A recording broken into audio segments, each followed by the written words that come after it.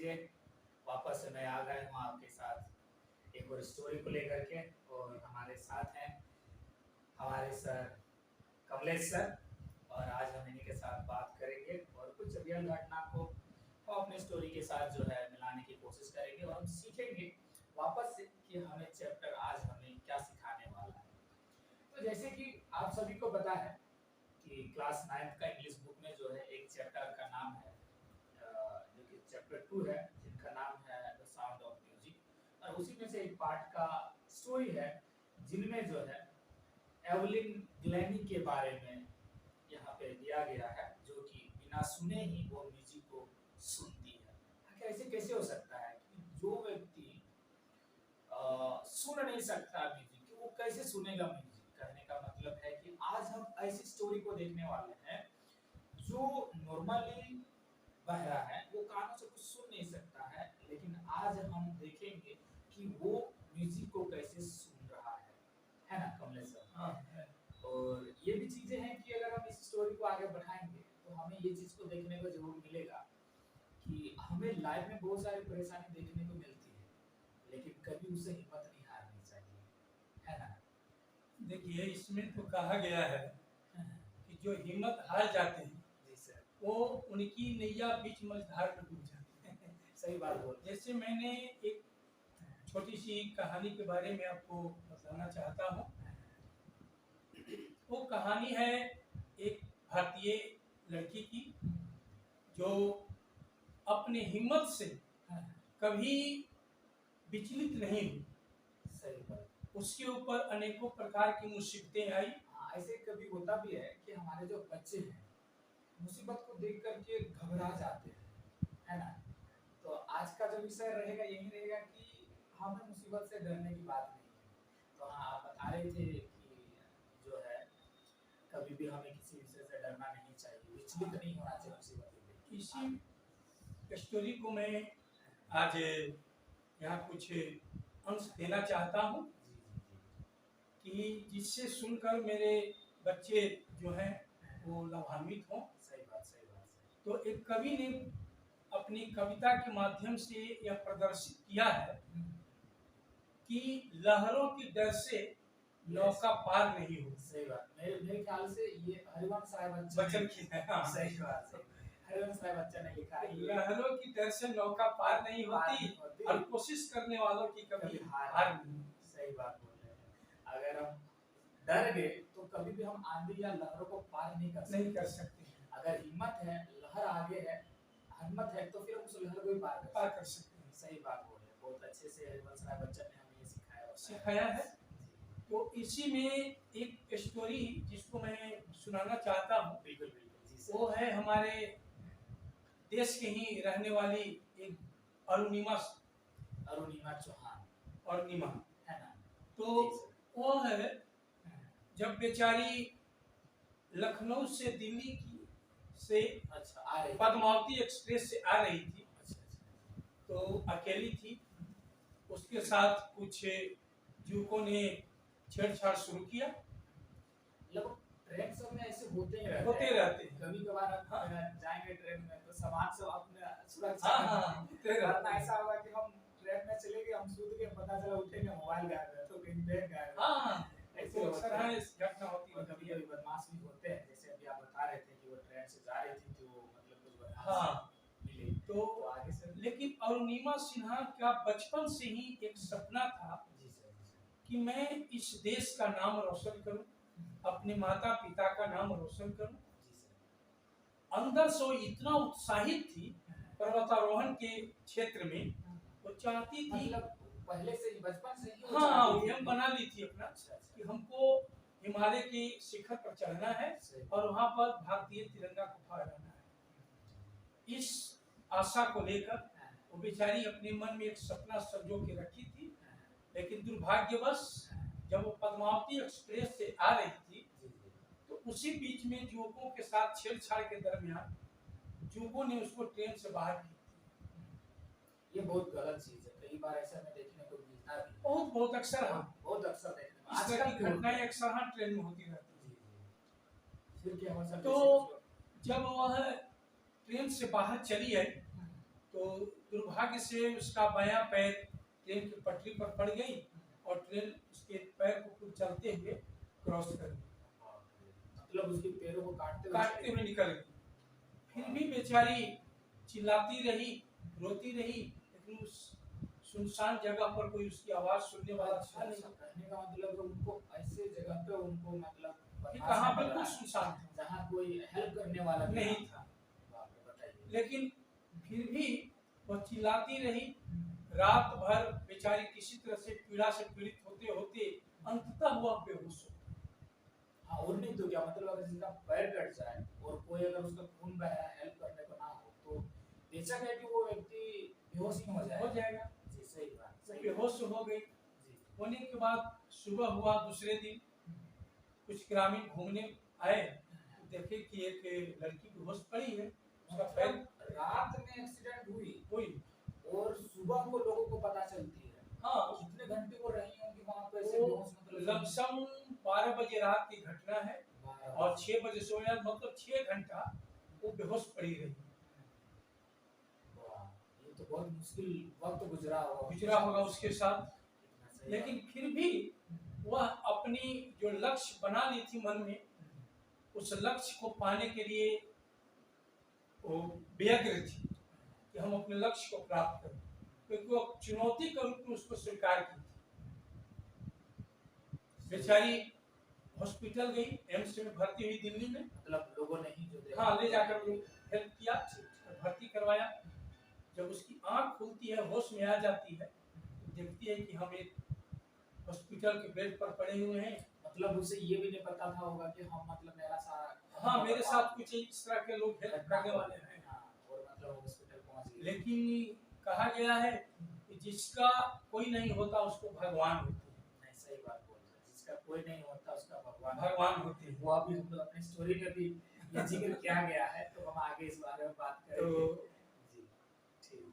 जब वो उसको प्लास्टिक का पैर लगा दिया गया, जख्म ठीक हुआ, प्लास्टिक का पैर को लेकर वो अपना चुनौती की ओर बढ़ रही थी।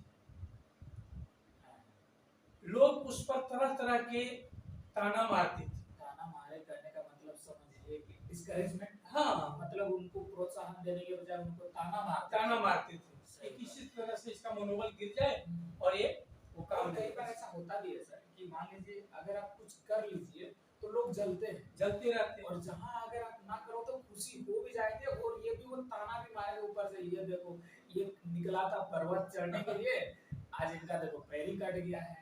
तो सही बात है। बेचारी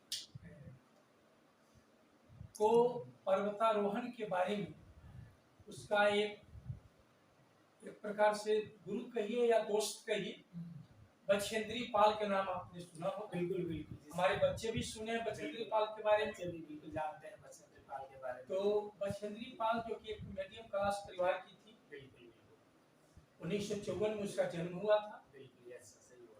फिर भी बछेंद्री पाल उसको अरुणिमा सिन्हा को बतलाती है कि कहने का मतलब वही उनके टीचर बने। हाँ हमारे दर्शक। एक बात यहाँ पर मैं बताना चाहूँगा, रोकना चाहूँगा आपको कि यहाँ देखिए वो पहले से, हालांकि उनका जब पैर था उस दौरान भी उस समय से चाहते थे कि मैं पर्वतारोहण करूँ, मतलब क्लाइंब करूँ मैं माउंटेन को, और कट जाने के बाद भी अब भी वो उसी सपना को फॉलो कर रहा है। अब यहाँ पे उनके लिए प्रॉब्लम ज्यादा है। प्रॉब्लम ज्यादा क्या है? एक तो उनके पास साधन नहीं है, सबसे बड़ी साधन क्या, उनके पास पाँव ही नहीं है, बताइए। और दूसरा प्रॉब्लम उनके पास ये निकल के आ रहा है कि लोग उन पे ताना मार रहे हैं। तो जब भी कभी लोग ताना मारते हैं ना, हम मानसिक रूप से अपने आप को कमजोर कर देते हैं या कमजोर हो जाते हैं, जिससे कभी कभार क्या होता है कि हम जो चीज को पाने के लिए जाते हैं वो चीज को नहीं पाते, बहुत मुश्किल हो जाता है। पर यहाँ जब हम आप बता रहे हैं स्टोरी को, थोड़ा सा मनोबल आ रहा है कि नहीं सही मायने में है, ऐसे लोग होते हैं। और सबसे बड़ी बात है कि उनका जो पहुंच थी वो बछेंद्री पाल थी, तो ये इससे बड़ी बात और उनके लिए क्या हो सका। सही बात है। तो देखिए कहा गया है कि निंदा करने वाले लोग जो होते हैं वो हमारे सफलता का एक मुख्य पथ प्रदर्शक भी होते हैं। जैसे कबीर दास ने अपनी कविता में लिखा है कि निंदक नीरे राखिए आंगन कुटी छवाए, बिन पानी साबुन बिना निर्मल कहे सुहाए। क्या बात कि निंदा जो करते हैं जी सर, उनको से आप नफरत मत कीजिए, बिल्कुल सही बल्कि पहले से ज्यादा उनसे प्रेम कीजिए। सही बात है। इस निंदक बात- नियरे रखिए, सही बात। उनको अपने पास में रखिए।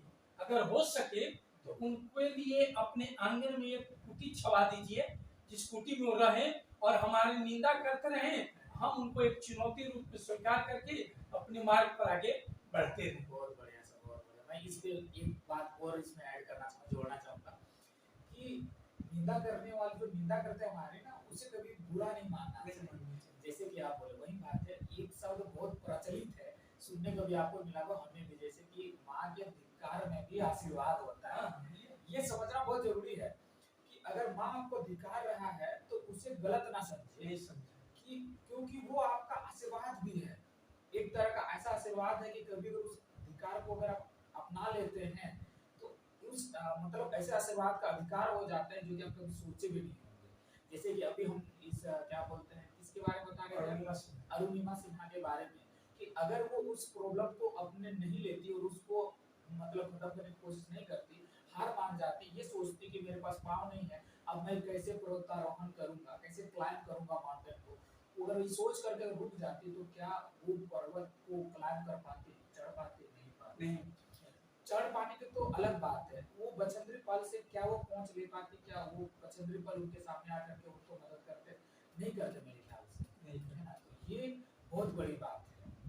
ठीक है सर, आगे बढ़िए। लेकिन कहा गया है सर कि जो व्यक्ति के अंदर में जुनून पैदा हो जाता है, आग है, हाँ, आग, कुछ करने की आग, हाँ, जुनून पैदा हो जाता है, वो व्यक्ति अपने लक्ष्य को प्राप्त करके ही दम लेती है। जैसे कि हमारे अरुणिमा सिन्हा, पैर कटा, फिर भी वो बछेंद्री पाल से उसके बारे में पूरी तरह से जानकारी ली, कैसे ये करना और निकल पड़ी अपने पर्वतारोहण पर। ऊपर चढ़ने लगी, चढ़ते चढ़ते उसको अनेक तरह की बाधाएं आई, बिल्कुल, कभी बर्फ उसको ढक लेता था, हो सकता था कि चढ़ने के दौरान जो उसकी जो घुटना है या फिर जो पाँव है सही तरीके से सही जगह पे नहीं लग रहा, वो भी होगा कि शायद कई जगह ये चीज लिखा हुआ ना हो, लेकिन अगर हम उस चीज को वर्णन करें, देखने की कोशिश करें, अपने आप को उसके जगह में रखें, तो वो ना हो कि चढ़ने के वक्त में कभी हमारा पाँव फिसल, लेकिन सही जगह पे नहीं लग ये रहा। भी तो कहा गया है कि जो व्यक्ति जिस धुन में लग जाता है तो भगवान भी उसी धुन में उसको साथ देने लगते हैं। सही बात है। जैसा कि बछेंद्री पाल चल रही थी, बर्फ उसको ढक लेता था, हवाएं की झोंकें आती थी और बर्फ को भी हटा देता था। चढ़ने के दरमियान में बछेंद्री पाल को अनेकों तरह के चढ़ने वाले की लाशें पड़ी हुई थी, फिर भी वह हिम्मत नहीं हारी, विचलित नहीं हुई, उसके अंदर में डर नाम का चीज था ही नहीं। वो कभी यह सोचा भी नहीं होगा कि मुझे इस बर्फीली पर्वत पर चढ़ने में कठिनाई होगी कि नहीं होगी, मैं लौट कर आऊंगी कि नहीं आऊंगी, इसके बारे में भी उन्होंने नहीं सोचा और अपने लक्ष्य की ओर बढ़ता गया। ये हमारे बच्चों में कई बार होता है, कुछ करने के लिए अगर उन्हें भेज दिया जाए, करने के लिए बोल दिया जाए, तो ये क्या करते हैं, होगा नहीं होगा, कर पाएंगे नहीं कर पाएंगे, दूसरा क्या सोचेंगे नहीं सोचेंगे, निगेटिव तो सोचना ही नहीं चाहिए। बहुत बार कुछ करने से पहले रिजल्ट को अपने आप पहले ही बना लेते हैं। तो कहने का मतलब आपका यही होगा कि हमें कुछ करने से पहले उसका रिजल्ट नहीं ढूंढना है, नहीं ढूंढना है, हमें करना है बस। इसीलिए तो गोस्वामी जी लिखे हैं सही बात, कि कर्म प्रधान विश्व करी राखा, जो जस करनी तत्फल चाखा। हम अपने बच्चों के लिए सब इसलिए बता रहे हैं कि कर्म ही प्रधान होता है, और जब आप कर्म सही करेंगे तो आपका फल देने वाले भगवान स्वयं आ जाएंगे। सही बात। जिस प्रकार से बहुत ऐसे हमारे महाभारत रामायण और गीता में इस तरह की वर्णन आया है, तो खैर उतना डीप में नहीं जाना चाहता क्योंकि समय अभाव है। ऐसे मैं बच्चों के बीच में जब कभी क्लास लेता हूँ, बच्चों को बतलाने जाता हूँ, तो थोड़ा बहुत रामायण गीता का भी पाठ उसमें दे देता हूँ। जरूरी है सर, जरूरी है। बच्चों का एक मतलब व्यवहारिक ज्ञान भी बढ़ जाता है।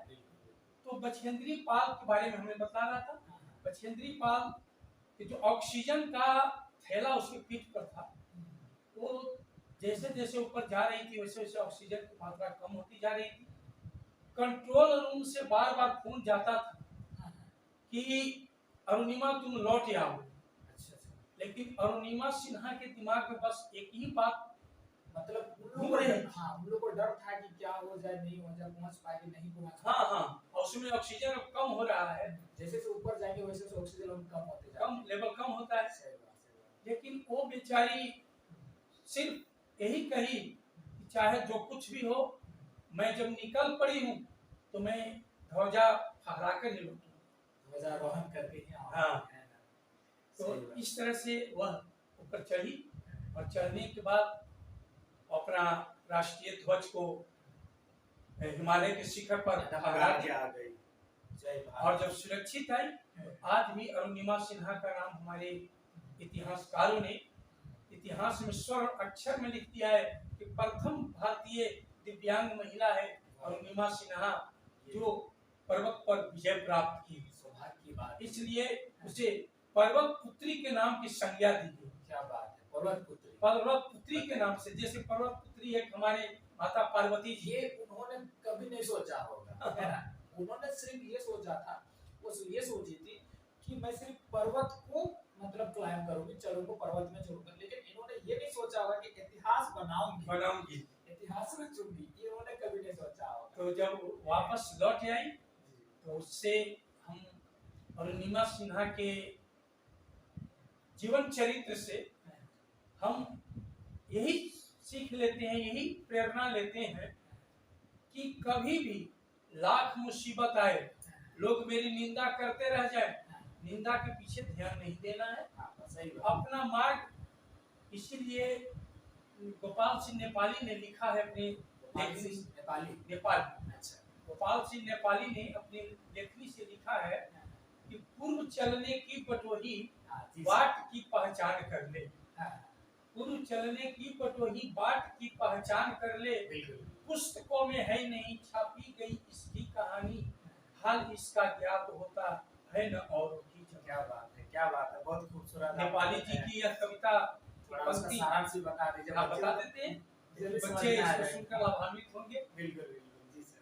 कहने का मतलब है उनकी कविता में यह बहुत झलकता है कि जिस रास्ते से मैं चलना चाह रहा हूँ उसके रास्ते के बारे में पहले जानकारी ले लीजिए। सही बात, ये बहुत जरूरी है। पूर्व चलने की बटोही यात्री को कहा गया, तो रास्ते पर चलने से पहले बटोही से याद है मेरे को, कौन दिशा में चला है बटोही, यहाँ सॉन्ग है ना, ये नदिया के पार फिल्म का गीत है। अच्छा, नदिया के पार, चलिए ठीक है। तो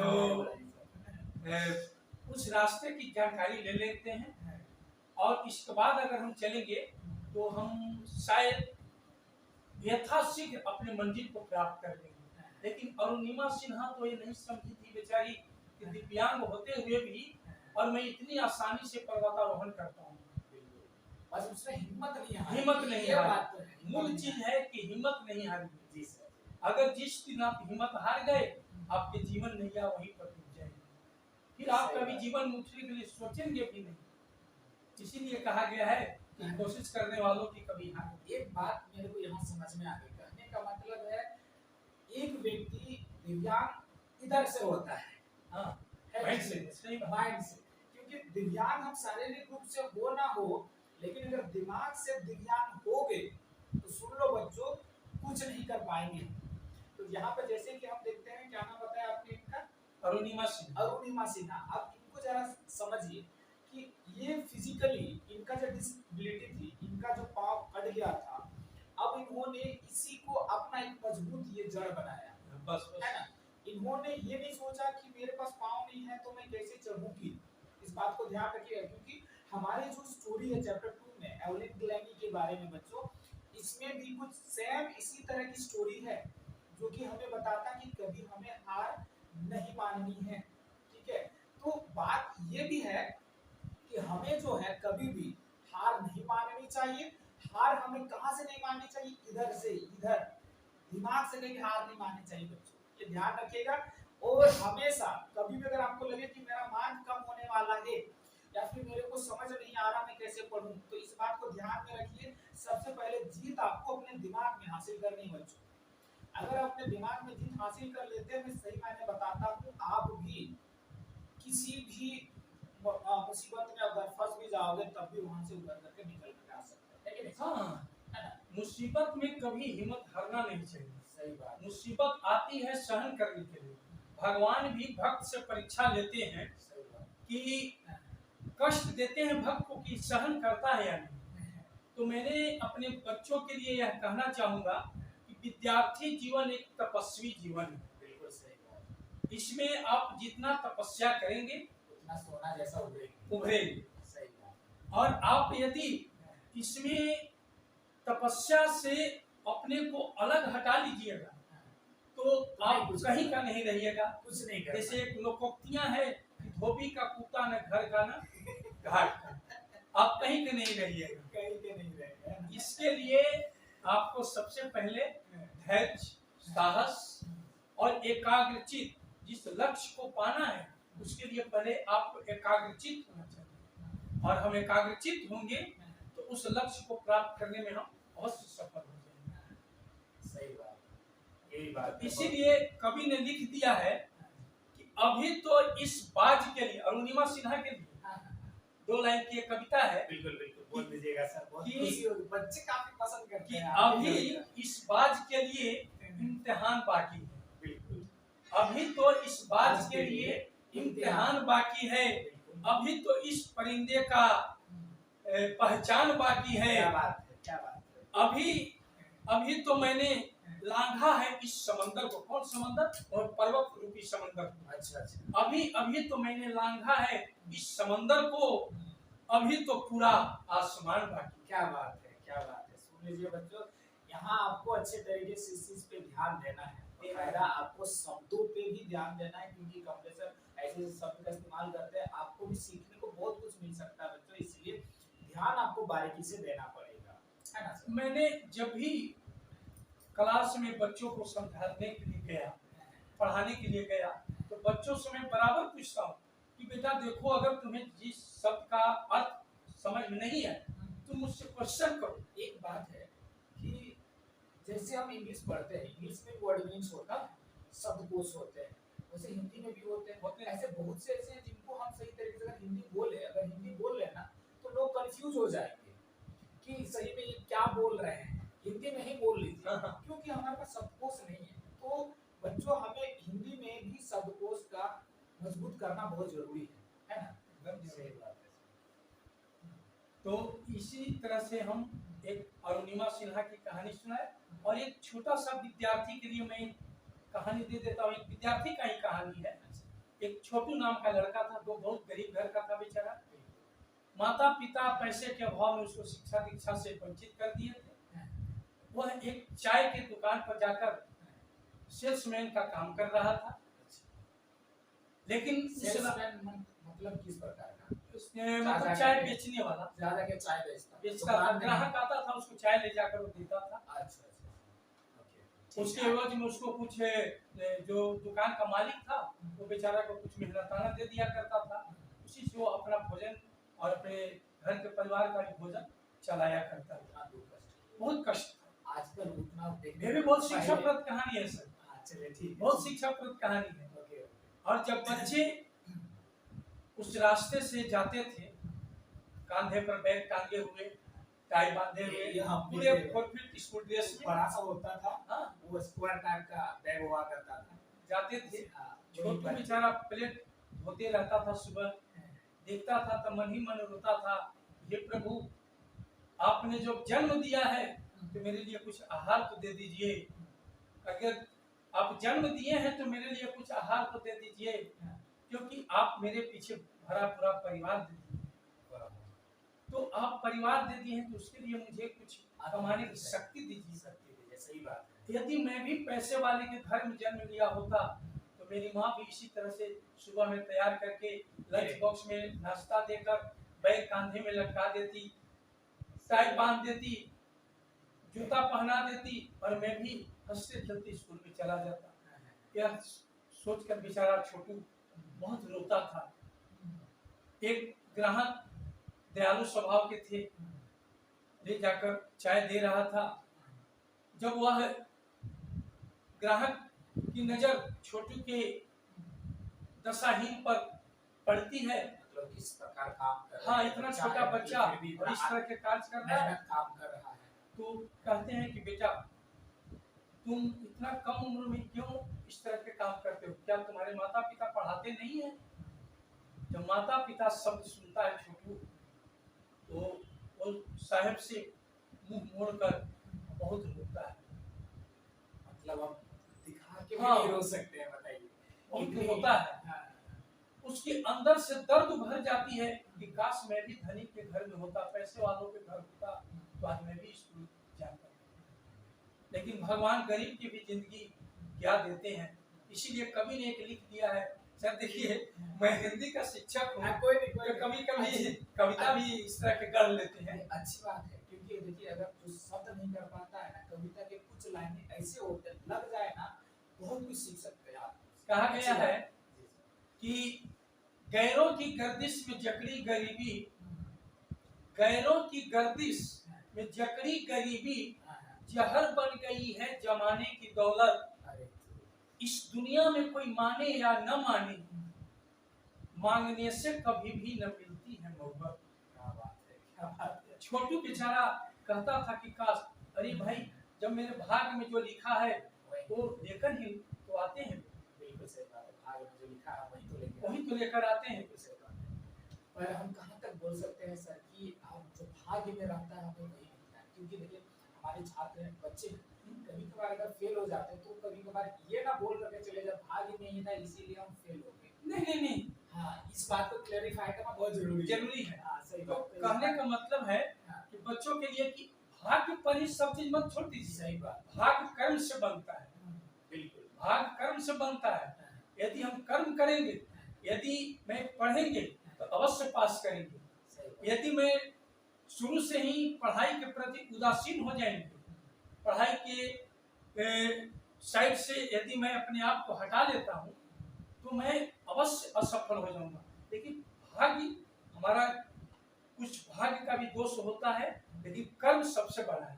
कर्म सबसे बड़ा है। कर्म करेंगे तो भाग्य विकसित बदल सकती है, विकसित हाँ, होगा। सही बात। बदल सकती है। सही। यदि कर्म नहीं करेंगे तो भाग्य ज्यों का त्यों पड़ा रह जाएगा। जैसे भगवान भी कहते हैं कि कर्म प्रधान विश्व करी राखा, कर्म ही प्रधान है। भगवान ये नहीं कहते हैं कि तुम मेरे लिए मेरे पास रात दिन बैठे रहो और मैं तुझे खाने के लिए दे दूंगा, ऐसी बात नहीं है। भगवान खेती बाड़ी नहीं करते हैं। इस बात से मेरे को याद है एक बार कि घर में जो है अभी तो पिताजी नहीं रहे, तो इस बात की चर्चा ना करेंगे, लेकिन पिताजी भी कुछ अंश में अभी भी है। पिताजी बोलते थे कि जब तक काम नहीं करोगे तब तक खाने को कुछ नहीं मिलेगा। बताइए, हम उनके बेटे हैं, घर में हैं, बैठे बैठे हम तुम्हें खाने को नहीं मिलेगा, लेकिन जब तक दिन में हम एक दो काम कुछ भी ना कर ले तब तक मुझे खाने को कुछ नहीं मिलते थे। पिताजी बोलते थे बिना काम किए तो तुम्हें कुछ देंगे नहीं, कुछ तो काम करना ही पड़ेगा, तभी तुम्हें अन्न मिलेगा। तो ये सही मायने में आपने जो कहा वो बिल्कुल सही बात है कि अगर हम रात भर बैठे रहेंगे और सोचोगे कि वो मिल जाए तो वो नहीं मिलेगा। लेकिन आज के परिवेश में, आज की दुनिया में, आज के माहौल में, आज के युग में, ये युग का प्रभाव है। लोग कहते हैं कि होई है सोई जो राम रुचि राखा। क्या बात है, आपका श्लोक बहुत है सर। अच्छी, ये लोग कहते हैं कि होई है सोई जो राम रुचि राखा, अशोक कर नर बढ़ाव ही शाखा। लेकिन हम इसको नहीं मानते।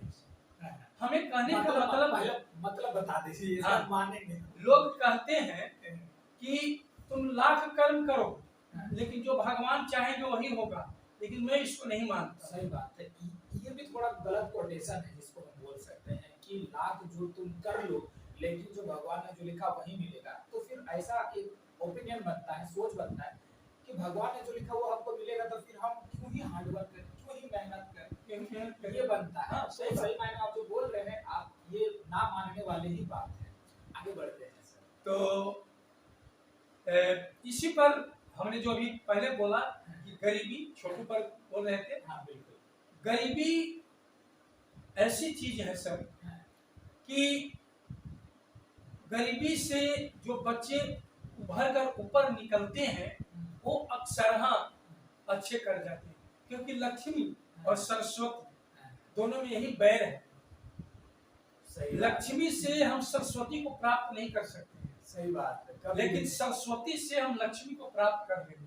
सही बात। अगर मेरे पास सरस्वती है हाँ, तो हम 2-4 बच्चों को शिक्षा देकर कुछ पैसे कमाकर अपने परिवार को चला सकते हैं। हाँ, लेकिन मेरे पास खूब धन है और मैं अंगूठा छाप हूँ, तो मेरा धन चालाक वाला जो है वो चालाक आदमी मेरा धन को ठग ठग कर खा जाएगा और मैं एक दिन भिखारी बन जाऊंगा, क्योंकि बुद्धि नहीं है। इसलिए बुद्धि होनी जरूरी है और सही। उसके लिए हमें सरस्वती को आराधना करना जरूरी है। सही बात है। ये पैसे से हमें कभी नहीं मिलने वाले हैं। तो सरस्वती को जब तक हम अपनाएंगे तभी ही जा करके हमें जो है ये बुद्धि की प्राप्ति हो होगी। है और हम मेहनत से बहुत सारी चीजों को जी, अपने जी। भाग्य को भी बदल बदल सकते सकते हैं। है ना? जैसे कि हमने अभी आपने जो स्टोरी बताया, कहानी जो बताया, इस कहानी में उन्होंने अपने कर्म के द्वारा ही अपना जो भाग्य उन्होंने बदल दिया। उनका भाग्य में जिस भी तरीका का था कि अगर उनका जो पाँव कट गया उनके बाद अगर वो सोच लेता कि अब मेरे से कुछ नहीं होना, बैठ जाता, तो क्या वो चढ़ पाते? नहीं चढ़ पाते। उन्होंने कर्म किया, उन्होंने मुसीबत को आगे नहीं रखा, उन्होंने ये सोचा कि मेरे को चढ़ना है तो चढ़ना, वो पहले से सोच के रखी थी। और अब भी उन्होंने जो मेहनत किया वो मेहनत का रंग ये लेकर के आया कि हम उसे पर्वत पुत्री के नाम से जानते हैं ना। तो ये बहुत खुशी की बात है। आपका स्टोरी, आपकी कहानी, आपकी कविता हमारे बच्चों को काफी लुभाता है। आज आपकी ये सुन करके बच्चे भी काफी हंस रहे होंगे, मेरे को पता है। चलिए छोड़िए, कहानी में हम लोग स्टोरी में बढ़ते हैं। वैसे मेरे पास एक स्टोरी है जो कि सेम इससे मिलता जुलता स्टोरी है, तो इस बारे में भी हम बात करेंगे। एक छोटी लड़की है, हालांकि मेरा तो इंग्लिश लिटरेचर है, तो इंग्लिश है तो थोड़ा इंग्लिश में ही का ही नाम है। एवलिन नाम था एक बच्ची का, एवलिन नाम था। सिर्फ 8 साल की थी, तो उसकी जो सुनने की क्षमता थी वो चली गई थी। तो इसमें हमें सीखने को भी बहुत खूबी मिलता है कि हम कैसे अपने आप को, अपना जो प्रॉब्लम्स है उसे एक अपॉर्चुनिटी, मतलब एक सौभाग्य माने कि हम जो हमारा जो कुछ भी प्रॉब्लम्स होते हैं उसे हम ये ना समझे कि ये बहुत बड़ा पहाड़ है, हम पार नहीं कर सकते हैं, लेकिन उसे एक मौका समझे, है ना। ये एक मौका समझेंगे तो वो हमारे लिए एक अच्छा हो सकता है। तो यहाँ एक 8 साल की बच्ची है, तो एक कहानी उन्होंने एवलिन के बारे में, एक राइटर है जिसका नाम है डेबोरा काउले। ये एक्चुअली इंडिया में ही जन्मी थी, लेकिन इंडिया में कुछ दिन रहने के बाद ये इंडिया की थी, लेकिन सिटीजनशिप जो है इनको अमेरिका उधर आउट ऑफ इंडिया का मिल गया। कहानी काफी अच्छा लिखती थी। 8 साल की उम्र में इन्होंने धीरे-धीरे एक दिन जो है वो क्या कर रही थी, पियानो बजाने का, म्यूजिक का इसको बहुत शौक था। जैसे कि अभी क्या बोले थे अरुणिमा, इनको भी बचपन से जो है म्यूजिक का मतलब उनको जो है। और अरुणिमा सिन्हा को बचपन से ये वॉलीबॉल की खिलाड़ी थी। हाँ, वॉलीबॉल बहुत अच्छी खेलती थी अरे और हॉकी में भी इंटरेस्ट रखती थी। जब हॉकी के बैट लेकर बाहर निकलती थी खेलने, तो वही निंदा करने वाले हंसते थे ये लड़का जैसा खेल हाँ रहा है। लड़का जैसा बाहर निकल। हमारे समाज में इस तरह की प्रवृत्ति नहीं है कि लड़कियां मैदान में निकलकर खेलें। उस समय बहुत लेकिन झगड़ा होता अरुणिमा था। सिन्हा इसको नजरअंदाज करके और अपने लक्ष्य की ओर बढ़ गई। वो बोले हाथी चले शान से, कुत्ते कुत्ते भूखे हजार साल ऐसा हाँ, कुछ करके हाथी चले बाजार, कुत्ता भूखे हजार। हाँ, बस बिल्कुल। इस कहावत को चरितार्थ है। यही कर रही है। तो वही बात है, जैसे उन्होंने बचपन में सोच लिया था कि मेरे को पर्वत चढ़ना है, तो उसी तरह जो है यहाँ जो एवलिन है, आप लोग जानते हैं, आप स्टोरी में उनका बुक में है, तो ये लड़की भी पहले से ही मतलब बचपन से ही म्यूजिक का काफी ज्यादा इनको शौक था। लेकिन 8 साल में एक दिन जो है वो म्यूजिक क्लास में बैठी हुई थी और अपना टर्न का जो है, अपना बारी का वो इंतजार कर रही थी। वो बैठी हुई थी, कुछ कर रही थी, तो उनका जब टर्न आया तो उनके जो टीचर हैं उनको पुकारते हैं। मम्मी भी सामने बैठी हुई थी, लेकिन इसको सुनाई नहीं देता।